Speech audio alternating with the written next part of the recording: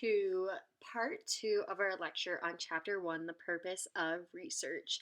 In part one, we talked about different theories of knowledge and our definitions of knowledge. In part two here, we're going to do a brief look into the different types of research that we can do and talk about the ethics of research.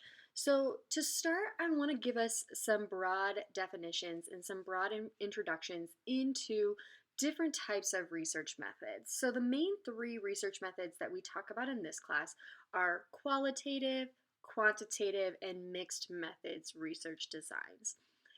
To start out, qualitative research is the type of research that we use when we are aiming to gain insight and depth into what's going on in our world.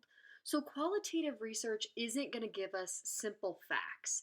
Rather, it's going to help us develop insights, emotions, perspectives about a specific topic of research. So, we talk about qualitative research as being a type of research that gives us inductive reasoning. So, inductive reasoning begins with specific observations and moves closer to a broader understanding of a topic or a problem. Oftentimes, inductive reasoning leads to creating new theories of science because it allows researchers to become immersed in their study without any preconceived notions or assumptions about what's going on. So, qualitative research is incredibly exploratory. This is what we go into where we're saying, okay, here is this environment, here is this problem. I want to learn as much as I possibly can about it, and I'm going to do that by just throwing myself into it without any subjective information, any preconceived notions or assumptions about what's going on, and I'm just going to ask questions and just try to develop that depth of knowledge as much as I possibly can. And from that information, from that experience of being immersed in it, a qualitative researcher tries to make these broader assumptions, not broader assumptions, but broader understandings of what's going on to explain a topic or problem. So that's qualitative research. We also have what we call quantitative research. And quantitative research requires a researcher to go into whatever they're researching with a pretty good grasp of what's already going on, a pretty good grasp of the specific area of study and what research has already been developed in that area so that the researcher doing quantitative research can develop a very specific plan for data collection. The design of a study in quantitative research is essential. So, all quantitative research is done with a very specific plan of this is exactly who I'm going to collect data from, this is how I'm going to collect data, these are the exact measures or tasks that my participants are going to do, this is exactly how I'm going to analyze the data, and it has this very specific set of skills and plans that are set in place that say, this is what I'm going to do. And it is from that work, from that very structured design of the study, that someone can then go through systematic data collection. So, from quantitative research, we say that people have what we call deductive reasoning. And deductive reasoning begins with a really broad theory that can lead to a specific idea or concept that is ready to be tested. So we might have a very specific thing in mind that we're trying to understand, and we have a very specific way that we are going to test it. Data collection is very straightforward, and there are no digressions against that plan.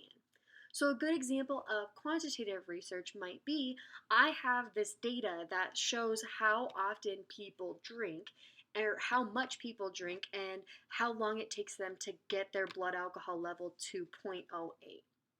And from this data that I have, I'm going to test exactly what that relationship is between the number of drinks that someone has and how long it takes them to get to 0.08. And I'm going to set a very specific plan of how I'm going to collect this data, how I'm going to analyze the data, what research methods I'm going to use, what analyses I'm going to run. And that's an example of quantitative research. We have this broad theory and we're going to make it super narrow and try to say exactly what we're going to do to get to our end result. So then we also have this third approach to research that we call the mixed methods research. And mixed methods research is really an attempt at combining the best features of both qualitative and quantitative research without as many of the downsides of qualitative or quantitative research. And we do that in a couple of different ways. So mixed methods research relies on something that we call convergent design, or actually this is one of the types of mixed methods that you can use. So convergent design of mixed methods research is where we are conducting both a qualitative and a quantitative study, and we're collecting both qualitative and quantitative data simultaneously, analyzing them separately, and then bringing the results together when we are combining the results. So a convergent design is really like running two separate studies. One is qualitative, one is quantitative, but they're on a similar topic, and after everything has been analyzed separately, we combine the results and make some broader statement about what those results mean. So that's a convergent design of mixed methods. We also have what's called an explanatory sequential design of mixed methods. And the explanatory sequential design of mixed methods is a two-phased design of mixed methods where you start a research study by doing quantitative research. You start with a quantitative data collection, and then you follow that with a qualitative collection of cases that you think are important to study. This particular type of mixed methods is best for studies that may ask for additional information and for researchers who have the available time to conduct a two-phase study. So the explanatory sequential design is saying, okay, I have this thing that I know to be true. I know how many drinks someone needs to have based on their BMI to reach a 0.08 blood alcohol level. And the quantitative study finds that. That's the first part. The quantitative study finds that blood alcohol level and whatever results come of that. Then stage two of an explanatory sequential design is the qualitative study. So going out and looking at specific people, specific cases, and saying, I have found these people that can support my empirical findings from the quantitative study. We also have what we call an exploratory sequential design. An exploratory sequential design is also a two-phase data collection, but the order is reversed from the explanatory study. In an exploratory study, you start with a qualitative study. So you start by going out and saying, there is this problem in our society, and I want to immerse myself in it to know as much as I possibly can. Then, after you've done the qualitative study, you follow it with a quantitative study, a quantitative method to explore and support what you have found. So the exploratory the exploratory sequential design is then best for studies that aim to design a new theory, because the methodology has the power to reach a conclusion and to test it in the second phase of the study. So we also have what is called an embedded design of mixed methods.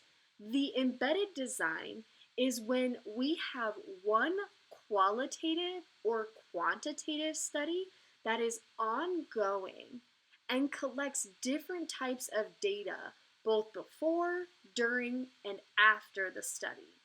So an embedded design is where you have a study that tends to lean more towards either a qualitative or quantitative study design, but throughout the study, you're also collecting data that falls into the other category.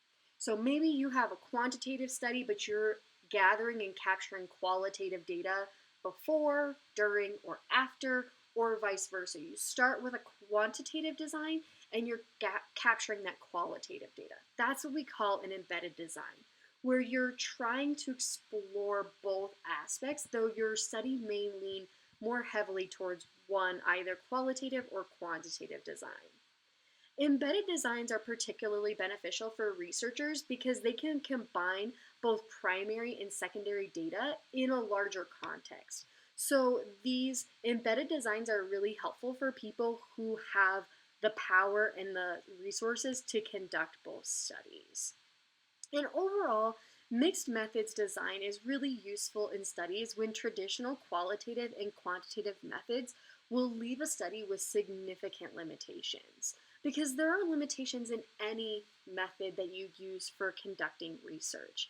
And that varies depending on your study. And mixed methods is really our attempt at trying to get away from both of those or try to find a balance between them. We're going to talk more about qualitative, quantitative, and mixed methods research as we go through the course of this semester. This is just a brief overview of what that looks like. And the last thing that I want to talk to y'all about is ethical research. Because in order for us to conduct research, we have to do so in an ethical way. And really, we can't talk about ethical research without first defining what ethics are. In ethics, at their definition, are a group of morals and values that we use to govern our behavior and our decisions. In research, research ethics are the rules and regulations that are concerned with protecting the rights of the people who participate in our research study. So ethics are the things that help our participants be protected from any harm. They are the things that make sure that the priority and the skills and the capabilities of our participants are being respected and are being emphasized. So, from the perspective of research, we have these ethical rules, and each of these rules serves a different purpose. The first of those is what we call the informed consent rule. And informed consent is what provides our participants in research with information about our study. Most often, our informed consent is going to have a brief description of what our study is about. It's going to have a brief description of the benefits of the study. It's going to have a detailed description of any risks that could be involved, any harm that could be done to the participants. And it's going to also cover what is going to be done with the research after it's collected. What's going to be done with my data? How are you going to use it? What does that mean? So you're providing participants with this information.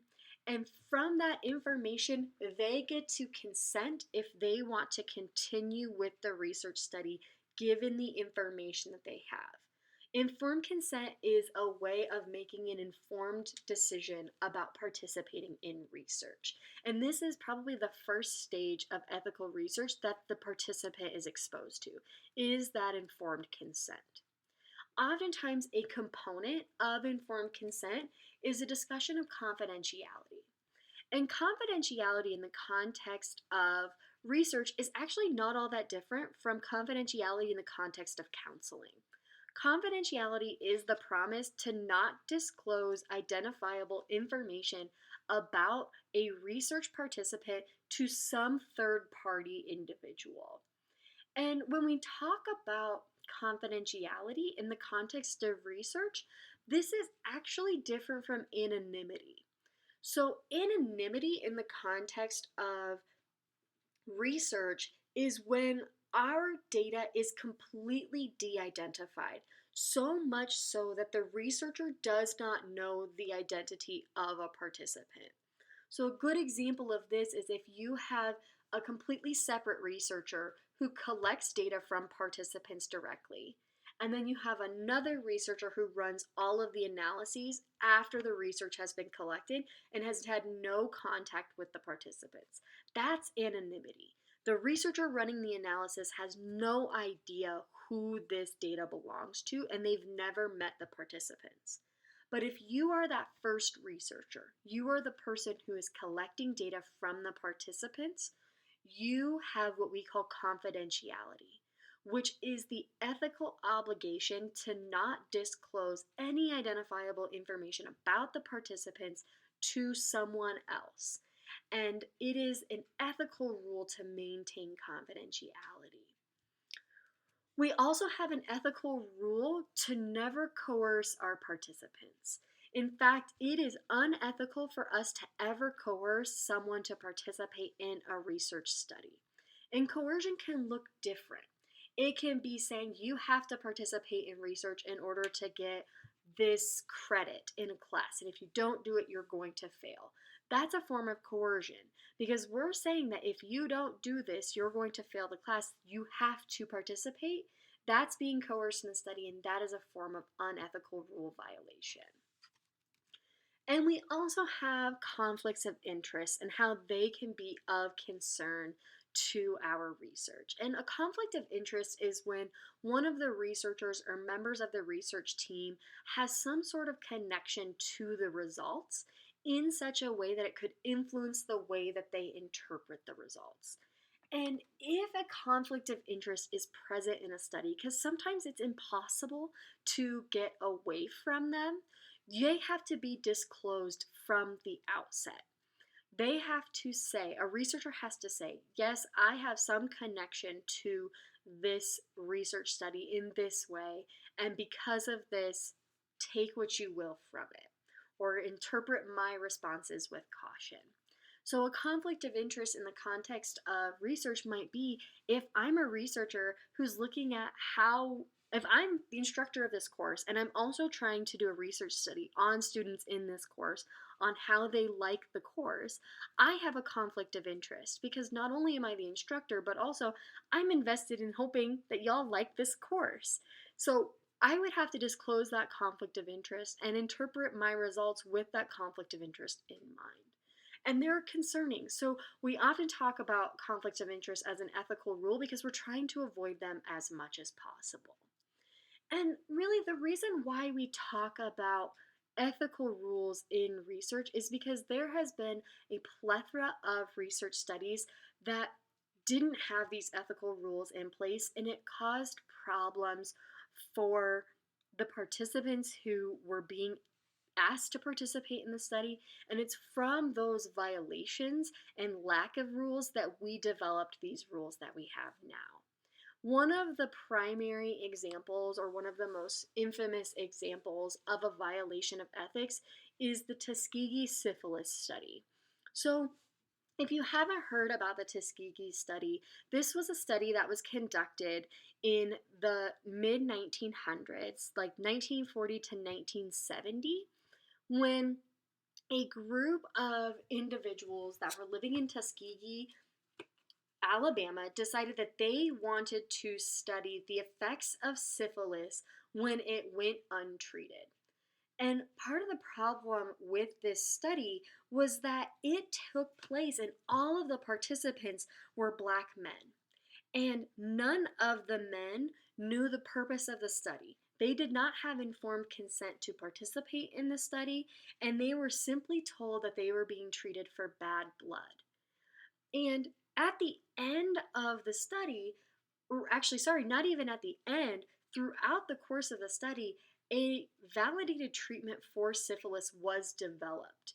And what ended up happening was that the men in the study weren't being given this treatment for syphilis, and the researchers didn't tell the men why they were getting this treatment other than you're being treated for bad blood. And at the end of the study, these men were left with such debilitating problems that actually a majority of the men in the study died from syphilis because it went untreated, and those who survived suffered the consequences of untreated syphilis, including having children that were born with syphilis, having wives of them having syphilis as well. At the end, only 74 participants out of the original 600 survived the study. And it was considered a tragedy, and still to this day it is a tragedy because there was a violation of the ethical rules of the participants. They were coerced to participate, they had no informed consent, and the researchers had bias in the results in that they weren't providing the participants with the support that they needed. And that leads us into another topic of ethical research, which is what we call researcher biases. And researcher biases are things that cannot always necessarily be avoided in research, but they are important to know about because we have to do our best as researchers to prevent them. The first of research biases that I want to talk about is what we call objectivity. And objectivity is when we perceive something from different angles without personal preferences or judgments. Objectivity is what we are aiming for in research because this is our attempt to remove any biases that we come in with into our research study. Objectivity is when we want to go in and say, I just want to understand what's going on. I don't have any preconceived notions about what's going on, preferences or judgments for how the research is going to turn out. I want to be as objective as possible. And some of the things that stand in the way of objectivity can include subjective thinking. And subjective thinking is based on our personal emotions, experiences, and prejudice. It's the things that we carry with us on a daily basis. Subjective thinking are the ways that we interpret the world. If we see someone acting a certain way, we have subjective thoughts about why that person is thinking that way. If we're walking down the street and someone that we know, we notice them on the road and we wave at them and they don't wave back, we have subjective thoughts about why that happened. That comes from our emotions, from our experiences with that person, from prejudice that we have of that person. That's subjective thinking. We also have a research bias that stands in the way of objectivity that we call selective observation. And selective observation is a common type of bias when one person is focused on a specific occurrence or group of people instead of including an entire sample of observations. So, an example of this is when you're focusing on what interests you as a researcher instead of focusing on the whole object of the research. You're failing to notice things specifically that might contradict your theory. You're looking for the information that will support your findings, support your preference for results, and that's selective observation. Specifically selecting the things that we want to focus on at the occlusion or at the rejection of other things. So here's a really good example of this. If you have 5 researchers that are all looking at a flower, and if they're looking at different aspects of the flower, they're going to see different things from their selective observation. Someone who has a bird's eye view might be able to say, I see a complete flower. Someone who is only focused on petals might say, I only see the oval that is this petal. Someone who's focused on the center of the flower can say, I only see the circle that is this flower. Someone who's focused on a line or on the leaves will say, I see the triangle shape of these leaves. And someone who's only focused on the stem of a flower will say, I just see the straight line that is this stem. That's selective observation, only seeing the things that we're researching and not focusing on the complete picture. And this selective observation stands in the way of our research objectivity. We also have research bias in the form of overconfidence. An overconfidence bias occurs when a researcher feels overconfident in their own abilities and does not consider additional details or aspects that could need more attention on a study. So, an example of this is going in and saying, I am the most ethical researcher that there is out there. I would never harm a client or a participant in my life. And I am confident in my abilities to do so. And because that researcher is so confident in their ability to be ethical, they don't pay attention to any changes in ethical codes or ethical rules, which will require their attention because rules change, ethics change, the way that we interpret ethics changes. So, this overconfidence bias then makes it so that the researcher is not necessarily going into research completely objective. They're overconfident in their skills and could end up doing harm. And we also have the research bias that we call overgeneralization. And overgeneralization is when we use a small number of cases to draw conclusions about an entire population of people. This is a really common bias in research that we've been working for a long time to overcome. Because historically, we talked about generalization as being a good thing. If I found my results were true in this small population of people, they must be true for a larger group. When in reality, we see that that is an overgeneralization because people are vastly different from one another. And our results can really only generalize to people who are like our sample of individuals in our research study. So any attempts to go beyond that is what we call overgeneralization, which is a bias in research and can stand in the way of us conducting ethical research. So that is where our book leaves off on ethical research in research methods. And what I want y'all to do is to go a little bit further. And specifically, I want for all of you to complete an ethical training on behavioral research, social behavioral research specifically. So what you're going to do is you're going to log into the CITI program and you are going to complete the Group 2 Social Behavior Research Training, which certifies you to conduct research with human participants. Though we won't be conducting research with human participants in this class, this is the training that you would need in order to do so. And because the design of our course is setting you up to be able to do research when you are finished with this course, I want you to complete this training. So a couple of things to keep in mind is that you don't need to complete this training in its entirety in one session. The CITI program, which CSU has an affiliated account with, is one that you can re-enter as many times as you need, as long as you set up a username and password to complete your training. So in order for you to do this training, you are going to have to go in and complete all of the required modules for Group 2 Social Behavioral Training.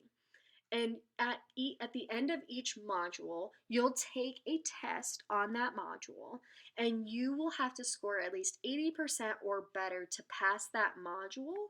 And then cumulatively across all of the modules, you have to score 80% or better to pass the entire course of this CITI training. You'll submit the CITI certificate that you get at the end of the training to Canvas in order for you to get points in the class. The deadline for completing this training is the Sunday of week 4 at 11:59 p.m. This training takes a couple of hours. It depends on how fast you read and how well you do on the tests, but it typically takes about 2 to 3 hours depending on the person, which is why I'm giving you until the end of the 4th week to complete it. A couple of things to keep in mind if this is your first time accessing CITI Group or the CITI program is that you want to register and affiliate yourself with Colorado State University. If you don't register yourself with Colorado State University, you'll be asked to pay for the training, but if you affiliate yourself with CSU, CSU pays for you to complete this training. So make sure you get that affiliation. You'll then enter your name and email address, and if you want a secondary email address, and this is the email to which your certificate will be sent, so make sure that you're setting that up. You'll create a username and password, some security codes, and then from there, you will select the Group 2 training, which is the social humanistic behavioral research training, and then you'll complete that training by the end of week 4. You can find more information about this training on Canvas, including the specific link that you need to access the CITI program. And that is going to conclude our lecture on Chapter 1. Join me next for our lecture on Chapter 2.